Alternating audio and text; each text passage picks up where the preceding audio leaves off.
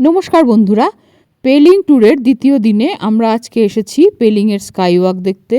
Weather খুব খারাপ, সারা রাত্রির ধরে খুবই বৃষ্টি হয়েছে আর সকাল থেকেও সারা আকাশ মেঘ করে আছে, কুয়াশাও রয়েছে, যার জন্যে আমরা এখান থেকে যতটা ভিউ পাবো আশা করেছিলাম সেটা পাইনি।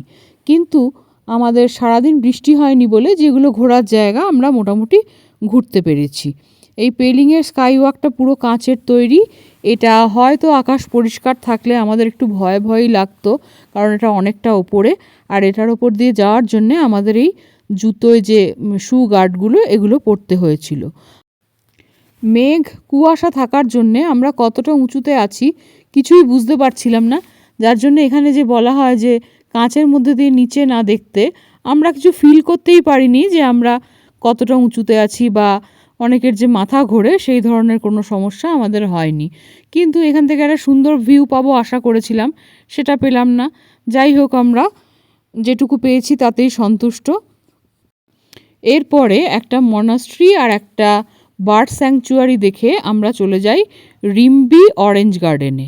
এই রিম্বি অরেঞ্জ গার্ডেনে এখন অরেঞ্জ অনেক কম ছিল, কিন্তু এখানের নিচে একটা রিম্বি যে রিভারটা ছিল তার সৌন্দর্যটা অনেক ভালো ছিল, সেই জন্য আমরা এইখানটা গিয়ে অনেকক্ষণ সময় কাটাই।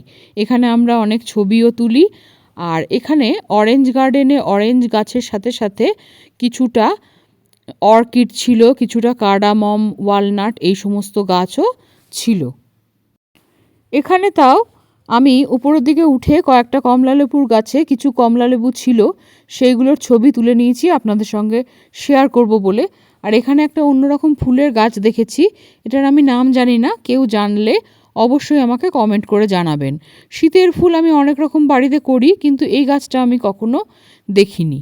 এরপরে আমরা যাই কাঞ্চনজঙ্ঘা ওয়াটারফলস দেখতে।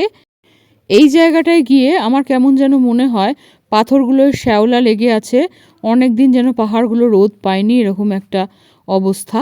তো যাই হোক, ফলসটা দেখতে ভালোই লেগেছে। এরপর ফলসের ভিডিও বেশ খানিকক্ষণ নিয়ে আমি নিচে চলে আসি, কারণ এখানটা ভীষণ জলের ছিটে গায়ে লাগছিল। তো আজকের ভিডিওটা এখানেই শেষ করছি। যদি ভালো লাগে একটা লাইক করে দেবেন। আর আমার এবার বেড়ানোর সমস্ত কিছু অভিজ্ঞতাই আমি চেষ্টা করব প্রত্যেক দিন ভিডিও করে ছোট ছোট করে আপনাদের সঙ্গে শেয়ার করার জন্যে। সবাই ভালো থাকবেন, দেখা হবে আমার পরবর্তী আর একটা ব্লগে।